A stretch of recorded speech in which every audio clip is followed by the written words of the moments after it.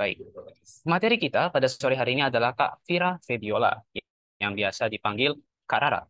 Beliau adalah mahasiswi Fakultas Peternakan Universitas Brawijaya yang kini menjadi ISMA Awardee di University of Szeged, Hungaria. Bisa dilihat di sini, Kak Rara memiliki banyak sekali pengalaman serta prestasi.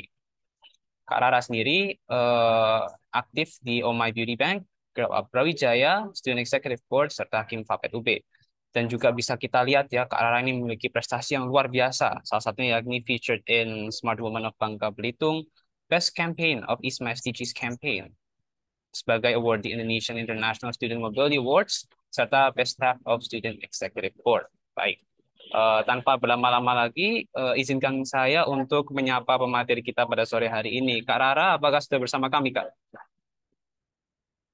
Halo, halo semua. Halo, Kak Rara. Gimana Kak kabarnya, Kak? Baik, Alhamdulillah. Kamu gimana? Oh ya, Alhamdulillah baik juga, Kak. Ini Kak Rara udah siap ya buat menyampaikan materi kepada teman-teman kita pada sore hari ini? Udah? Oke, siap, Kak. Mungkin sebelum ke penyampaian materi, sedikit disclaimer ya buat teman-teman di sini. Nanti penyampaian materi mungkin berlangsung sekitar 45 menit, kemudian dilanjutkan dengan sesi tanya jawab selama 15 menit. Namun jika tidak sesuai dapat kita adjust saja ya. Jadi nanti untuk sesi diskusinya bisa kita set sampai 17.00 waktu Indonesia Barat ya. Lalu untuk teman-teman peserta, saya harap waktu yang singkat ini dapat dimanfaatkan dengan sebaik-baiknya ya. Jadi nanti ketika Kak Rara menyampaikan materi dapat dicatat, kemudian nanti ketika kita memasuki sesi diskusi dapat ditanyakan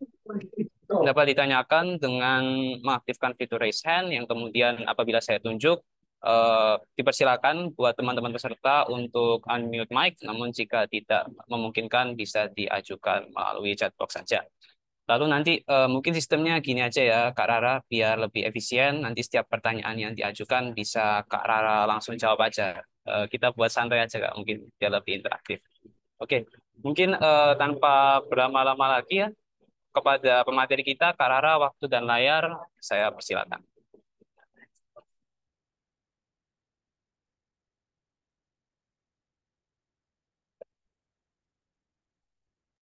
Ya, aku mulai ya. Iya, Kak. Halo semua, Assalamualaikum warahmatullahi wabarakatuh. Selamat sore. Sebelumnya, aku mau ngucapin terima kasih yang sebesar-besarnya kepada Irovapet UB karena telah menyelenggarakan acara pada hari ini. Dan juga aku mau mengucapkan terima kasih terutama kepada MC dan juga teman-teman karena telah meluangkan waktunya untuk mengikuti sharing session pada sore sore hari ini. Perkenalkan, nama aku Vira Febiola atau biasa teman-teman bisa panggil aku Rara. Aku sendiri adalah mahasiswi Papet UB angkatan 2021 dan juga selaku awardee ISMA di University of Zagreb di tahun 2023. Next.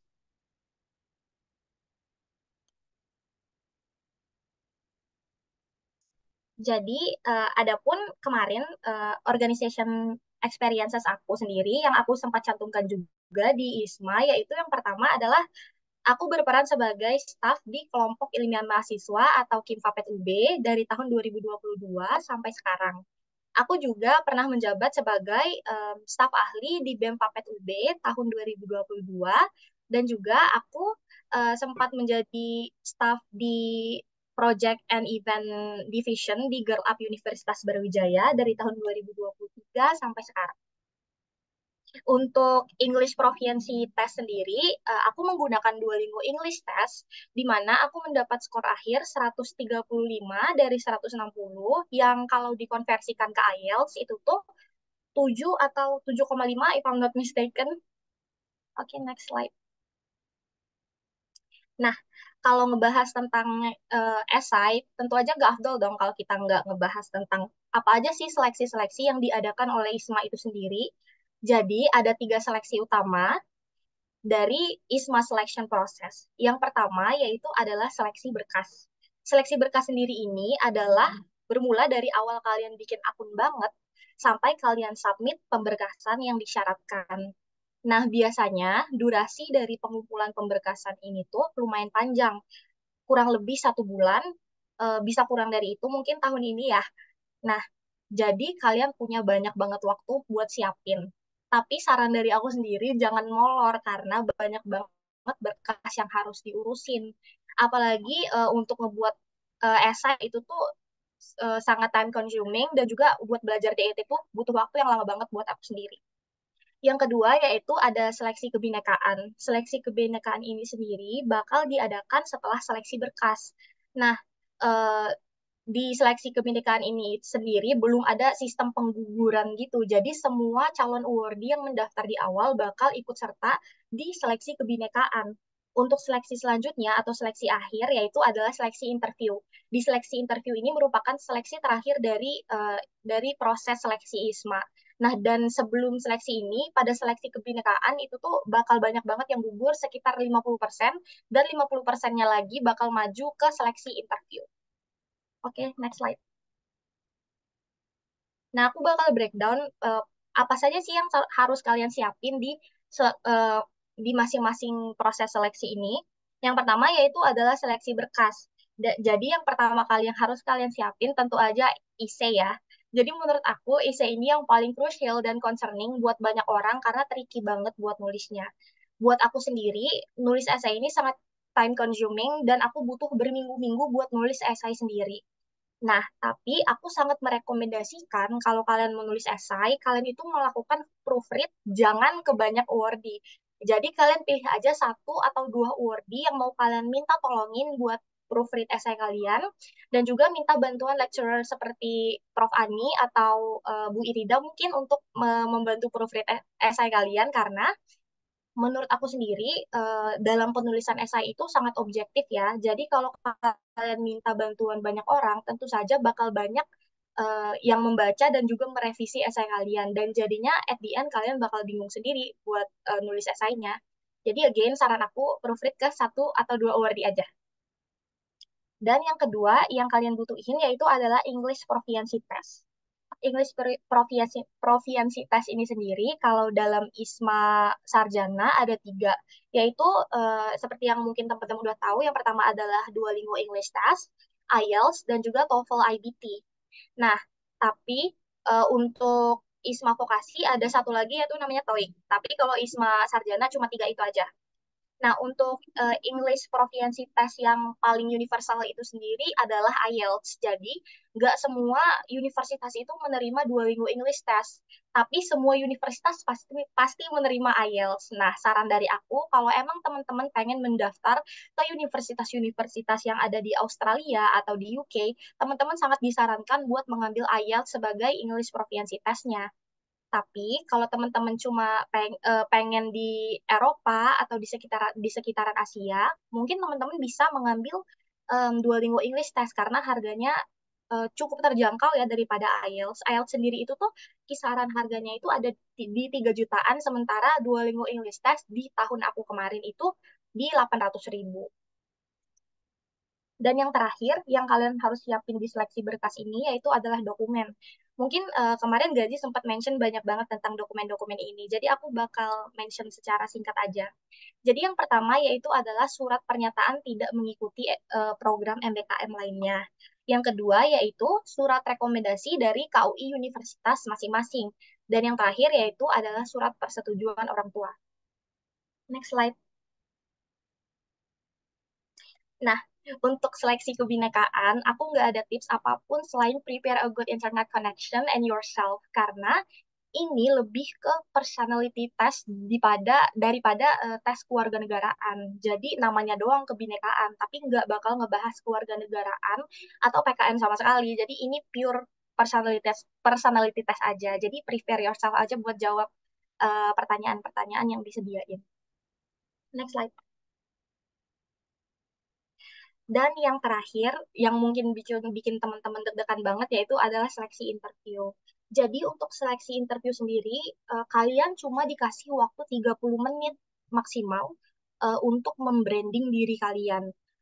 mungkin ini bisa kurang, mungkin bisa lebih dari beberapa awardee di University of Zagreb setelah kita bertukar pengalaman, itu tuh banyak banget yang bahkan di atas 35 menit interviewnya. Tapi personally aku sendiri hanya 25 menit. Nah, jadi at the end itu tuh tergantung dari interviewernya masing-masing. Dan saran dari aku itu practice makes perfect. Do mock interviews with your friends. Tunjukin apa yang kalian tulis di esai itu bisa kalian pertanggungjawabkan. Karena mostly yang dikulik di interview ini sendiri yaitu adalah mengenai esai kalian. Jadi mengenai diri kalian sendiri. Mock interview itu sangat-sangat membantu aku. Jadi kemarin pengalaman aku kedapetan hari pertama banget interviewnya dan jam yang paling pagi yaitu jam setengah 9 atau jam 8 gitu yang berarti aku cuma punya waktu kurang dari 24 jam untuk siap-siap interview. Nah, di situ aku panik banget, tapi untungnya banyak aku join grup-grup di Telegram gitu dan banyak banget yang pengen ngelakuin mock interview bareng gitu. Jadi bener-bener seharian dari siang aku mock interview sampai malam banget sama orang-orang lebih dari 10 kali buat ngelatih diri aku untuk questions yang mungkin bakal ditanyakan oleh interviewer kalian. Jadi, again, lakuin mock interview ketika kalian udah dinyatakan lolos di tahap interview. Next slide.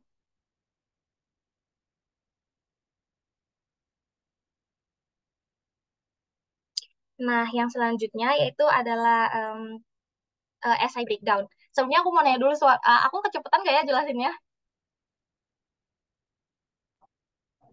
Enggak kok, Kak. Enggak. Oke. Okay. Nah, di essay breakdown ini, next slide.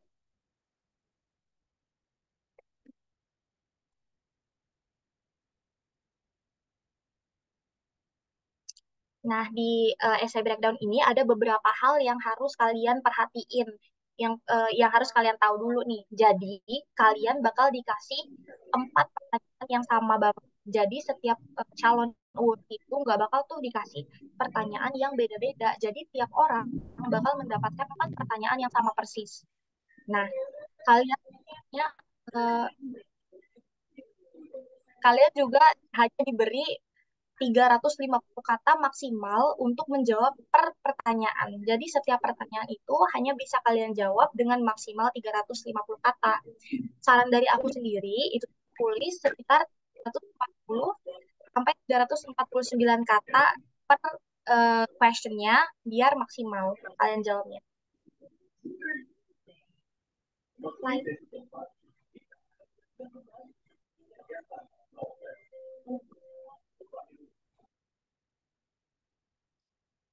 Nah, untuk slide selanjutnya yaitu apa aja sih metode-metode yang aku gunakan untuk menulis esai? Sebenarnya ada banyak banget metode yang bisa kalian gunain untuk menulis esai. Tapi personally ini yang aku tiga ini yang aku pakai di esai aku sendiri. Jadi metode pertama yang aku gunakan yaitu adalah STAR method atau yang mungkin mungkin teman-teman belum tahu, STAR method itu sendiri merupakan singkatan dari situation, task, action, dan result. Jadi aku bakal breakdown satu-satu. Jadi S itu adalah untuk situation. Di situation ini, kalian harus ceritain background atau konteks dari situasi yang kalian hadapin. Jelasin secara detail apa sih yang kalian rasakan, bagaimana sih hal ini bisa terjadi. Contohnya, contoh dari esainya sendiri, misalnya aku merasa demotivated nih dalam melanjutkan tugasku sebagai koordinator X bla bla bla bla. Nah, itu adalah kayak ringkasan background konteks dari situasi yang kalian hadapin. Kalian mengalami demotivation kan. Nah, untuk T yaitu adalah task. Di sini kalian harus menjelaskan challenge yang kalian hadapi dalam situasi ini. Jadi kalian juga harus menspesifikasikan goals yang ingin kalian capai. Contohnya, goals yang pengen aku capai dari background aku tadi, aku pengen mendapatkan motivasi lagi untuk melanjutin tugasku sebagai koordinator. Nah, sedangkan A stands for action, di mana kalian menjelaskan action atau aksi yang bakal kalian lakukan untuk mencapai goals yang sudah kalian sebutkan di task tadi. Jelasin juga skill yang kalian gunakan dalam mencapai goals tersebut. Contohnya, Untuk menghilangkan demotivation yang aku rasain tadi, aku akan mengkomunikasikan hal ini dengan timku, bla bla bla bla bla bla. Aku juga ngebuat to-do list setiap harinya tanpa di-skip. Nah, di sini kalian udah nunjukin sense of teamwork dan juga kedisiplinan kalian. Dan yang terakhir yaitu adalah result. Nah, kalau di sendiri ini kalian bisa share outcomes dari actions yang kalian lakuin. Apa aja sih yang kalian dapatkan dari action yang sudah kalian lakukan tadi? Highlight juga perubahan positif yang kalian rasakan. Dan saran dari aku, quantify results if possible. Maksudnya, kalian bisa menulis secara jelas dan clear apa yang kalian dapatkan. Bisa berupa angka atau berupa list. Nah, contohnya itu seperti ini. Misalnya setelah mendapatkan semangat untuk melakukan tugas aku kembali sebagai koordinator di tim X, aku semakin giat melakukan tugasku. Pada akhirnya, tim kami sukses mengadakan acara X dan mendapatkan exposure sebesar X. Jadi kalian state secara clear apa yang kalian dapatkan dari uh, action yang kalian lakukan tadi. Nah, untuk metode yang kedua yaitu adalah naratif atau storytelling method. Menurut aku sendiri, metode ini paling cocok banget buat personal essay seperti ISMA.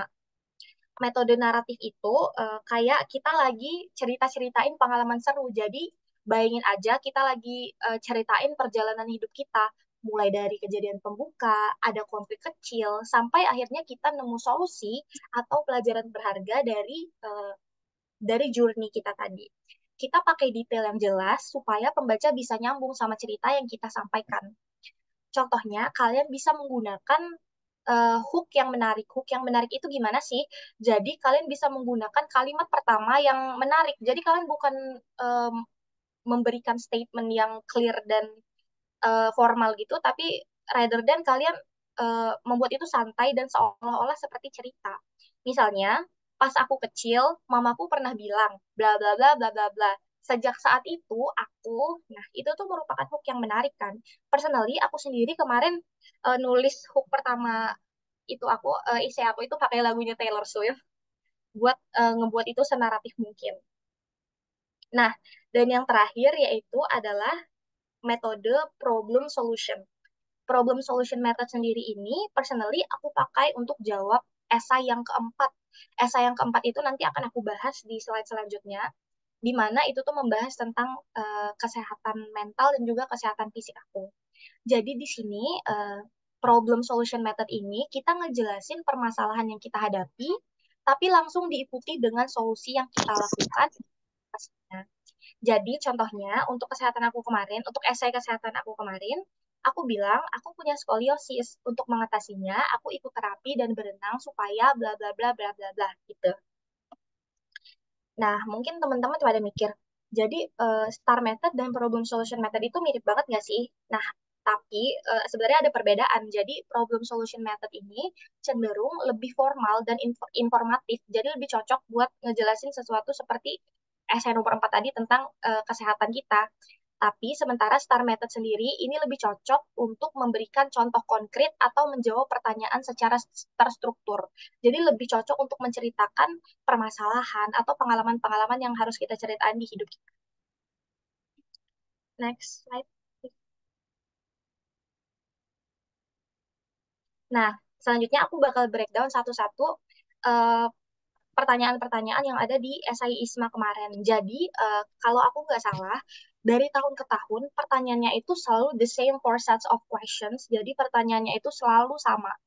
Nah, kemungkinan tahun ini juga bisa jadi sama, tapi aku share pengalaman aku aja. Dan semoga tahun ini juga bakal sama ya pertanyaannya. Jadi pertanyaan yang nomor satu itu adalah discuss your academic and non-academic achievements, including the process and skills involved in your previous or current degree program. Nah, untuk pertanyaan ini, kalian sangat bisa menggunakan STAR method yang udah aku jelaskan tadi. Dan juga perlu kalian note bahwa ini bukan tentang seberapa besar sih achievement kalian, tapi lebih ke kalian jelasin gimana proses kalian mendapatkan achievement itu. Apa sih yang kalian pelajari dari pengalaman kalian mendapatkan achievement itu? Dan juga jangan lupa mention skills yang kalian gunain atau yang kalian dapatkan dari pengalaman kalian mendapatkan achievement itu. Nah, aku pribadi banyak cerita tentang pengalaman organisasi aku. Jadi, aku nunjukin banyak tentang teamwork, time management, dan juga kedisiplinan dalam bekerja sama itu sendiri.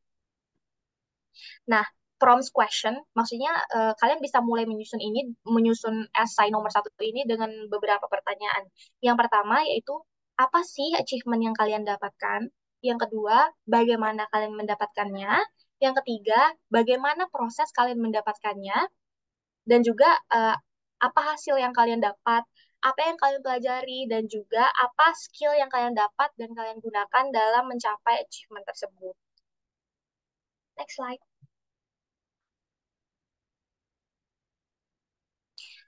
Untuk question number two, jadi pertanyaan itu adalah, please outline your plans to engage with local and international communities during the ISMA program using clear examples.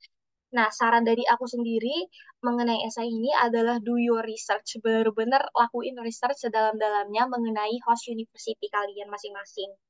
Nah, lakuin research mengenai community, event, atau organisasi yang ada di host uni kalian, dan jangan hanya bertumpu pada satu host university. Karena aku kemarin banyak banget ditanya mengenai University of Zagreb, karena aku nulisnya tuh cuma dikit, tapi at the end aku ditanya banyak banget mengenai essay nomor 2 ini, terutama di second choice uni yang aku pilih.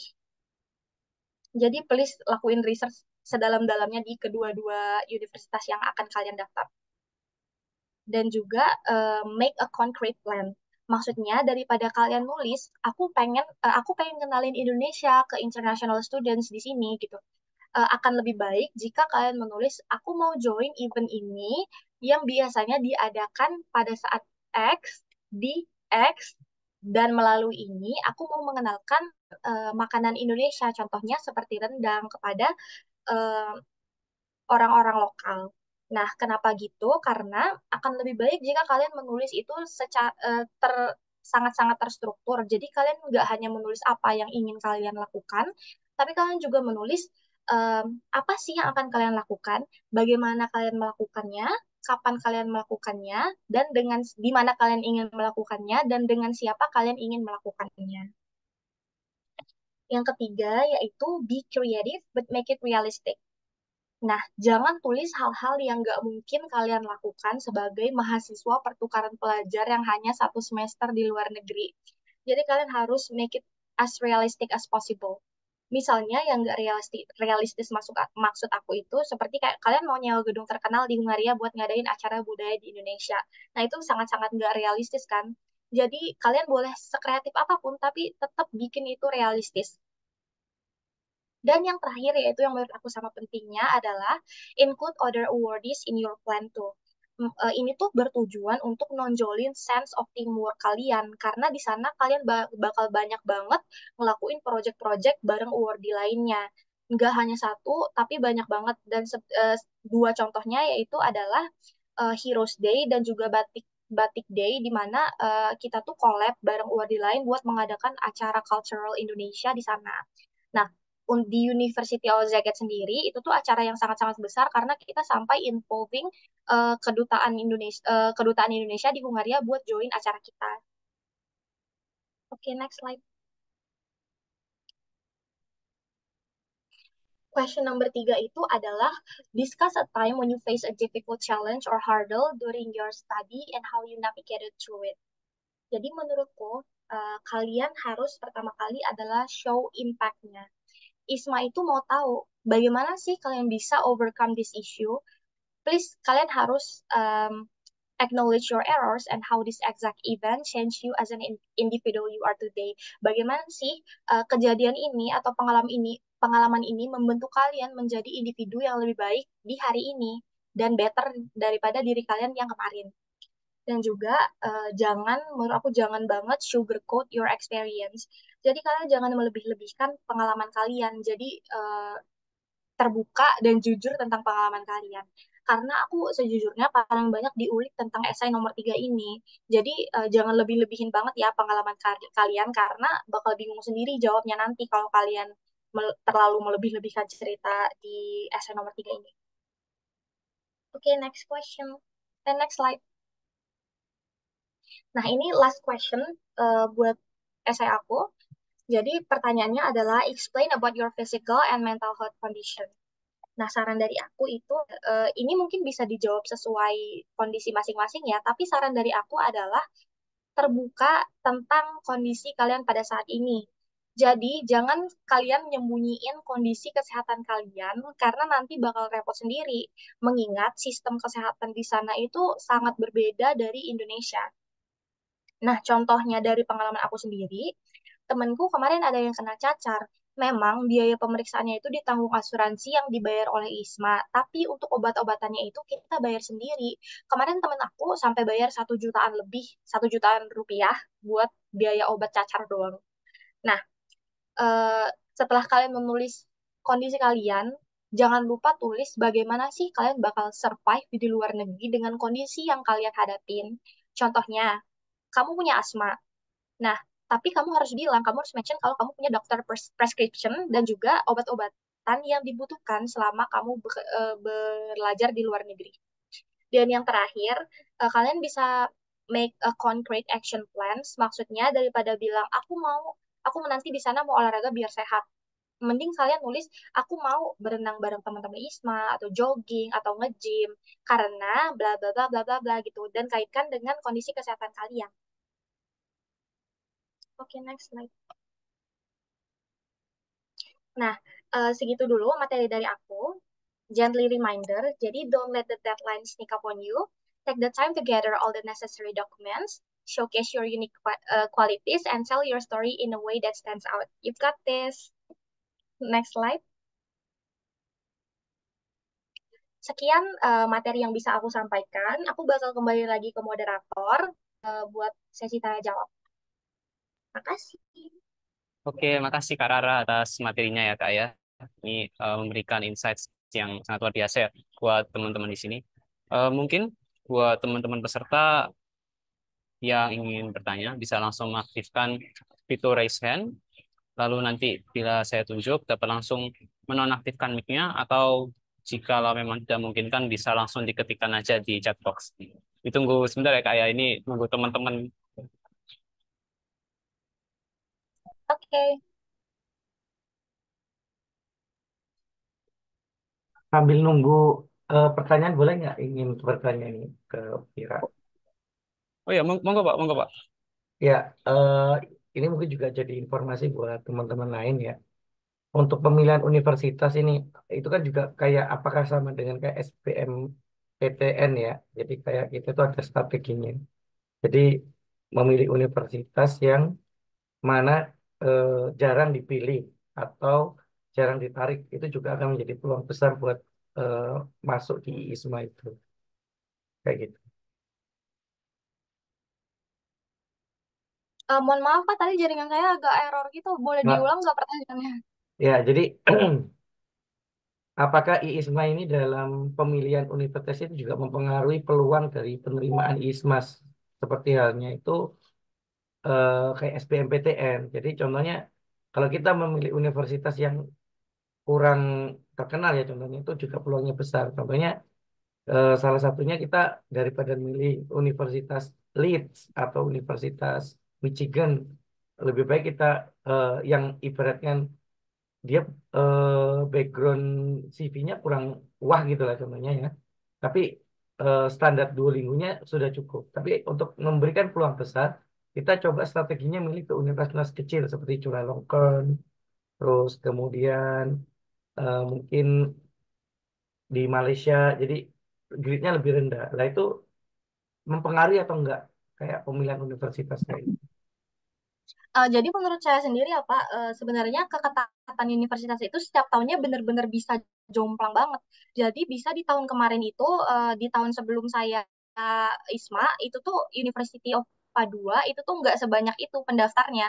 Tapi ketika di tahun saya, itu tuh benar-benar langsung melonjak tinggi banget, langsung menjadi pilihan nomor 2. Jadi setiap tahunnya itu tuh bisa berubah-ubah.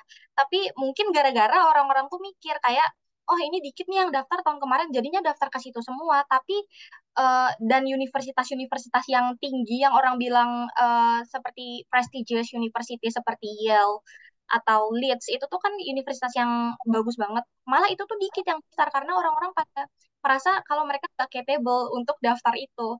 Malah kemarin Prof Ani sempat nyaranin saya buat nggak buat daftar buat realistis. Jadi daftar di universitas yang sekiranya saya bisa lolos.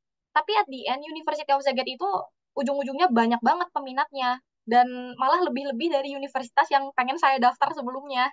Jadi itu tuh nggak jadi tolak ukur gitu loh, nggak sama seperti nggak bisa disandingkan dengan SBMPTN karena kalau SBMPTN kita setiap tahunnya tahu kalau oh UI, UGM, ITB itu tuh bakal banyak banget pendaftarnya. Tapi kalau ISMA itu tuh statistis setiap tahunnya itu beda-beda banget, Pak. Gitu. Oke, thank you. Oke. Oke, Kak Rara, ini mungkin dari Mas Muhammad Panji Sofyan ya, mau menanyakan. Langsung on mic aja. Oke, terima kasih. Sebelumnya, mohon maaf karena belum bisa on cam.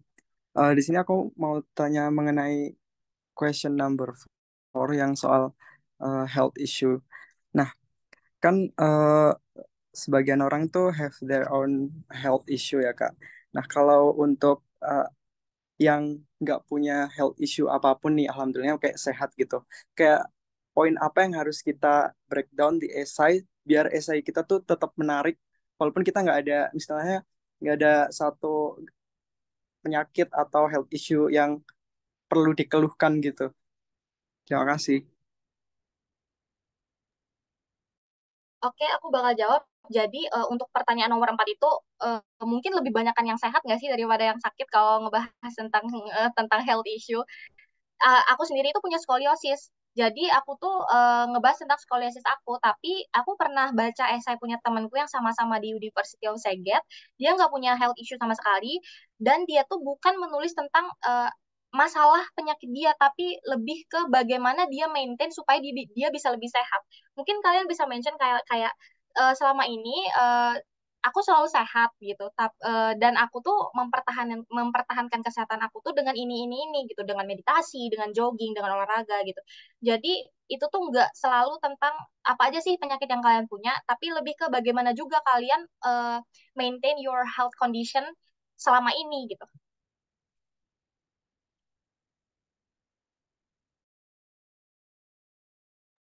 Oke, dari Mas Muhammad Panji, ada feedback mungkin?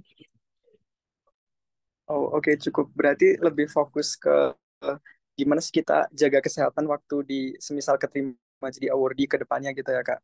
Jadi nggak harus melulu tentang penyakit atau mengada-adakan penyakit yang kita punya gitu. Oke. Jadi nggak, tapi nggak harus juga ketika kalian udah jadi awardee kalian baru mempertahankan kesehatan. Jadi lebih kayak bagaimana sih kita maintain kesehatan kita selama ini gitu. Jadi kamu tuh nggak sakit tuh, kamu mungkin jarang sakit. Gimana sih kamu bisa melakukan itu? Kamu maintainnya gimana gitu? Itu tuh bisa kalian jadikan bahan untuk menulis esai. Jadi nggak melulu tentang penyakit dan ngada-ngadain penyakit yang kayak kamu bilang tadi. Oh, oke. Thank you so much, Kak. Sama-sama. Oke, mungkin dari teman-teman yang lain, kalau ada pertanyaan, ask away. Mumpung ada mentor di sini yang udah berpengalaman, jadi Sambil sambil nunggu juga pertanyaan dari teman-teman yang lain, nambahin dikit ya. Eh, oh ya, untuk ini ya perhitungan lolos nggak lolosnya ISMA ini apakah ada keterbukaan nilai kayaknya PNS ya? Jadi nanti nilai Duolingo kan hampir-hampir mirip kan. Tapi nanti ada nilai dari kebangsaan, ada nilai dari wawancara, dibuka berapa nilainya, di mana posisi yang paling besar, atau sistemnya sistem gugur kayak gitu. Jadi selama 3 tahun kebelakangan ini, setahu saya ya Pak, untuk keterbukaan itu, ini tuh sebenarnya sangat menurut saya agak kurang keterbukaannya. Jadi emang setelah ketika pengen membuka batch ISMA baru seperti sekarang, itu tuh bakal di-mention eh, berapa sih skor Duolingo English Test, berapa sih GPA yang diperluin untuk host university ini, host university ini. Tapi untuk kebinekaan dan wawancara itu tuh sama sekali nggak dikasih nilainya. Jadi kita nggak ada yang namanya peringkat-peringkatan. Jadi sistemnya ya udah gugur aja. Bahkan ketika tahun saya kemarin, yang lolos itu tuh dikasih tahu duluan nilainya. Jadi dikasih tahu duluan apakah mereka lolos jadi awardee atau tidak. Sedangkan yang lainnya itu tuh baru dikasih pengumuman besokannya. Jadi banyak banget orang yang kemarin protes mengenai hal ini, Pak. Jadi kayak orang-orang tuh pada protes kenapa yang duluan jadi awardee dikasih tahu, sedangkan yang nggak lolos itu tuh bener-bener 12 jam lebih setelahnya baru dikasih tahu kalau mereka nggak lolos. Jadi agak kurang terbuka sih Pak mengenai lolos nggak lolosnya ISMA ini. Jadi soalnya kan kira-kira kan gini, kalau kalau logika saya ya, yang dulu LPDP contohnya. LPDP itu kan dia esai ya, nggak mungkin semua interview bakal fokus terlalu rinci di bagian mana ya, di bagian esai dia akan baca rinci banget ya. Cuma flash dia akan baca flash dan lebih bobotnya itu di interview. Berarti di sini kita tidak tahu bobot mana antara esai, interview dan Duolingo. Setelah GPA kita juga nggak tahu bobot mana yang lebih tinggi kan ya.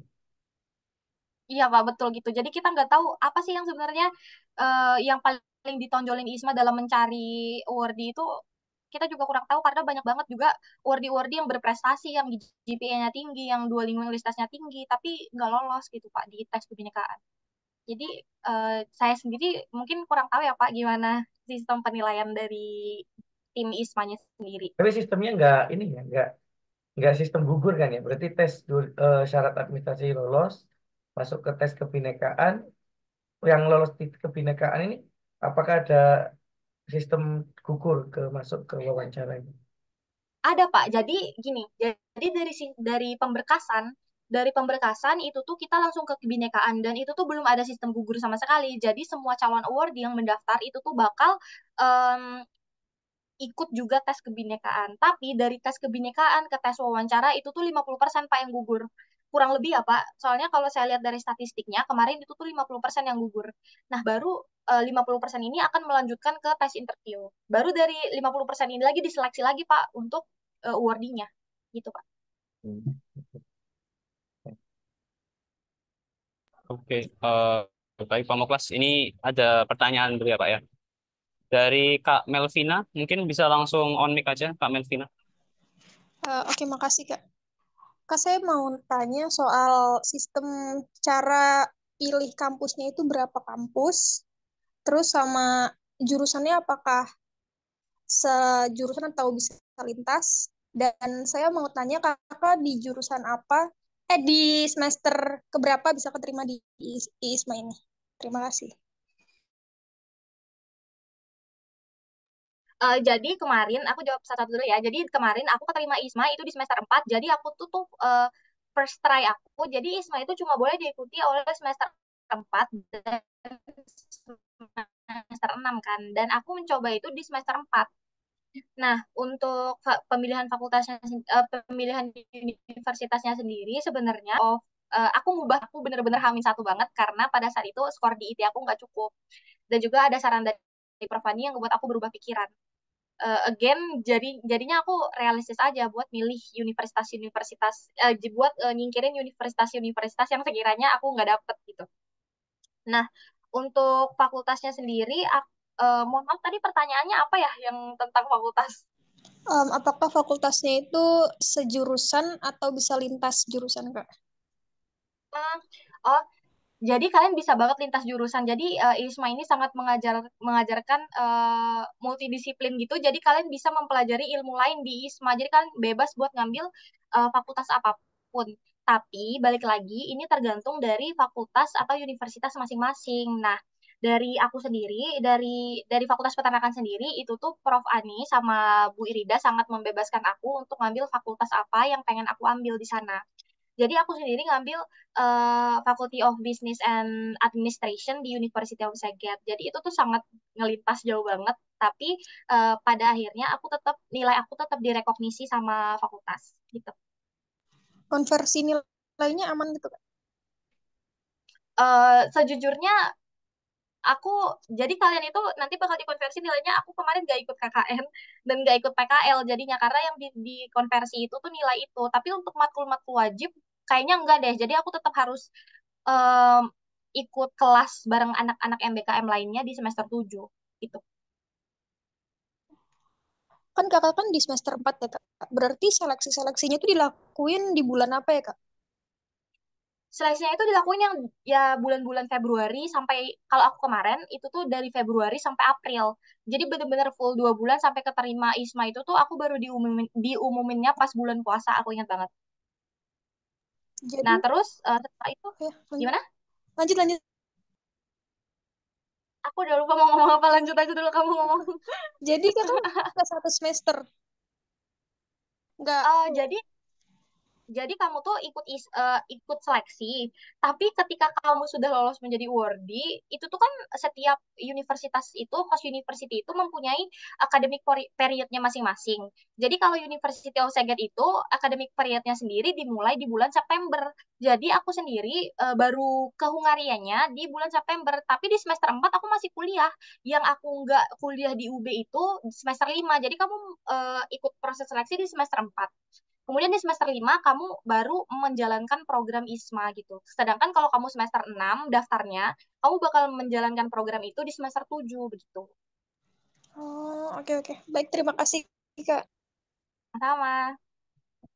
Oke, mungkin selanjutnya dari Kak Intan ya. Oke, terima kasih atas kesempatannya.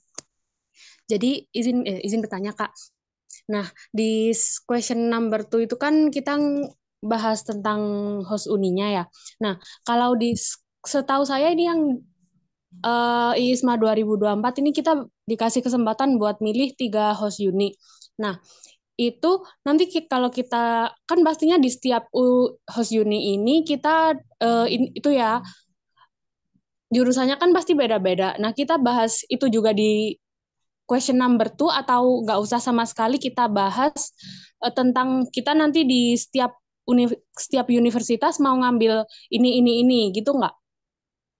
Kalau aku kemarin karena cuma 2, jadi aku ngebahas semuanya sih. Tapi kalian nggak perlu bahas apa ya, nggak perlu bahas matkulnya gitu loh, nggak perlu bahas fakultasnya, tapi lebih ke komunitas atau bagaimana sih kalian engage, bentar, baca esainya.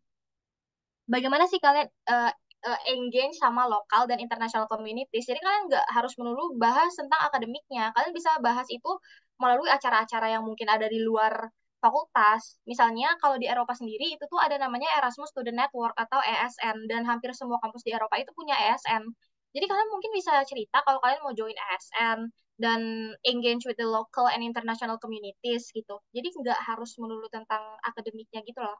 Tapi kalau bisa dan cukup, mungkin kalian bisa bahas semuanya. Jadi kalian bisa tulis secara ringkas di essay kalian. Nah, ketika interview, tapi ketika interview, kalian harus bisa jawabnya, gitu. Oke, terus saya ada pertanyaan lagi nih Kak, buat yang kebinekaan itu kan tadi katanya yang lebih ke personal ya daripada kebinekaan. Terus jadi bedanya sama kebinekaan sama interview tuh di bagian mananya? Nah, jadi kalau interview itu kalian bakal one on one gitu sama interviewernya. Kalian bakal dapat interviewer sendiri gitu loh, kayak proses interview pada umumnya. Tapi kalau tes kebinekaan ini, ISMA menyediakan website atau aplikasi gitu kemarin, di mana kalian bakal menjawab soal-soalnya. Jadi itu tuh dalam bentuk pilihan ganda gitu loh. Jadi bukan interview tentang personality kalian. Itu tuh banyak ngebahas tentang toleransi. Jadi bagaimana sih kalian bakal menoleransi teman-teman kalian di sana? Bisa misalnya kalian ngelihat teman kalian gini gini gini, reaksi kalian gimana gimana gitu. Gitu. Jadi nggak kayak interview, beda banget. Lebih kayak jawab soal ABC doang gitu. Oh gitu, oke deh. Terima kasih Kak. Sama-sama.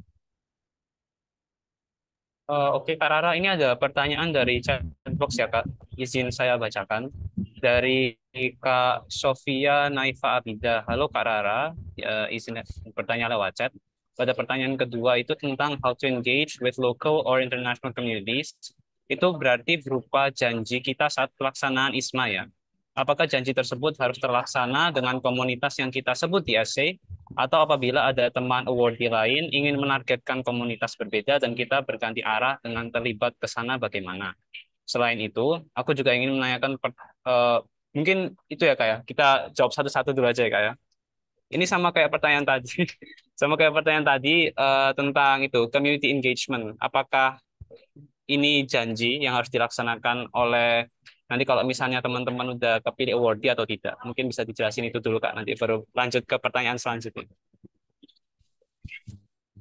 Oke, aku ke pertanyaan pertama dulu. Jadi, apakah eh, apa yang kita tulis di essay itu merupakan janji? Jadi kalau aku personal ya kemarin, eh, sebenarnya ISMA itu sudah menyiapkan cara bagaimana kalian bakal engage with international communities. Jadi ISMA itu sudah menyediakan 2 challenge. Jadi kalian tuh setelah menjadi awardee, kalian akan mendapatkan challenges gitu. Duanya itu yang paling besar yaitu adalah Heroes Day dan Batik Day. Jadi hari Batik dan Hari Pahlawan ini tuh kalian bakal mengadakan acara dengan di locals atau international communities lainnya. Nah, di situ kalian akan membuat project gitu kan. Nah, kita tuh ngambil ide-idenya itu dari esai kita. Jadi kita tuh kayak misalnya kita mau bagi-bagi makanan kan, mau masak-masak buat itu, buat international communities. Nah, kita merealisasikannya itu di event-event yang sudah disediakan oleh ISMA. Jadi itu tuh kayak apa ya? eh Fleksibel gitu deh, bakal kita laksanakan, tapi mungkin nggak 100% seperti yang telah kita tulis di esai gitu. Terus, aku kurang ngerti nih, maksudnya pertanyaan yang penjelasan pada pertanyaan prestasi dan struggle itu maksudnya gimana? Oh, sebentar Kak. Mungkin maksudnya itu di bagian yang pertama itu kan eh, academic and non-academic achievement. Terus yang ketiga itu kan struggles and challenges itu harus disangkut pautkan dengan minat yang kita tuju atau bisa dibahas secara umum saja. Mungkin kayak Minat yang kenapa? gimana? Nggak Minat mungkin yang kita gimana? ya tuan Kak. Maksudnya kayak minatnya harus spesifik atau umum aja, general aja. Kayaknya itu sih masuk pertanyaannya Kak Sof.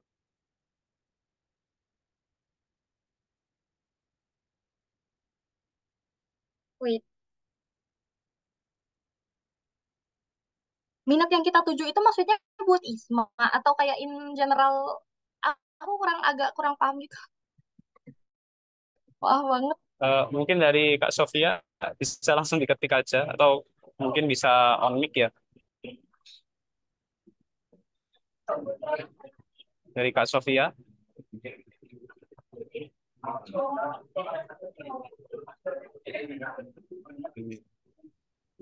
Oke, no response. Mungkin itu aja Kak dijawab. Kalau misalnya minatnya ke ISMA aja mungkin Kita mikroorganisme. minat yang diambil di ISMA. Mungkin. Jadi prestasi yang kamu ceritain itu apakah harus sesuai dengan ISMA gitu? Mungkin sepertinya sih. Oh, sebentar pertanyaannya. Kayak pilihan yang kita ambil di program ISMA. Itu Kak di chatbox. Oke, oke. Jadi sebenarnya achievement itu nggak selalu melulu tentang yang seperti aku bilang tadi itu tuh tentang seberapa keren sih, seberapa gede sih achievement yang kalian dapat, tapi bagaimana proses kalian mendapatkannya. Aku sendiri kemarin itu nggak, malah aku sama sekali kemarin nggak nulis achievement yang gimana-gimana. Aku cuma bilang bagaimana aku yang tadi sebenarnya yang aku tulis tadi yang aku jelasin tadi itu tuh termasuk salah satu isi dari esai aku. Aku tuh nulis kalau aku tuh sempat dimotivated banget buat jadi eh, apa eh buat jadi apa ya aku kemarin ya jadi ketua humas gitu deh pokoknya. Terus aku gimana sih aku overcome itu, aku ngajak teman-teman aku ngobrol, eh aku bikin to-do list buat apa aja sih yang harus aku lakuin. Nah, setelah itu aku ceritain deh apa sih yang aku dapatkan dari itu, apa sih yang aku achieve, aku gain dari pengalaman yang telah aku sebutkan tadi itu. Jadi itu tuh nggak harus melulu tentang kalian juara ini atau mendapatkan prestasi ini. Jadi nggak harus melulu tentang itu. Jadi kalian bisa bahas bahkan tentang hal-hal general aja kalian bisa mendapatkan banyak hal dari itu kan, bisa mendapatkan banyak pengalaman dan pelajaran baru dari kejadian itu. Jadi itu juga bisa dijadiin achievement buat essay nomor 1 gitu. Oke, dari Kak Sofia, tadi apakah sekaliannya udah menjawab? Iya, sama-sama. Oke, sudah. Mungkin berlanjut ke itu ya, ke pertanyaan selanjutnya Kak. Ini ada dari Kak Melvina yang raise hand. Bisa langsung on mic. Oke, pertanyaan satu lagi Kak, terakhir. Saya kurang paham soal pemberkasan Kak yang tidak menyatakan ikut MBKM. Semisal saya sudah mengajukan surat tidak menyatakan ikut MBKM dan dinyatakan tidak lolos IISMA, apakah mungkin saya ikut MBKM gitu Kak? Kan saya udah bikin surat tidak menyatakan ikut. Mungkin gitu aja. Jadi kalau nggak salah eh, MBKM itu duluan nggak sih dari ISMA kayak kemarin apa sih namanya MSIB ya? Pokoknya program MBKM sebelum ISMA itu tuh duluan gitu pendaftarannya. Pendaftarannya. Jadi kamu kan misalnya nggak dapet nih MSIB kemarin.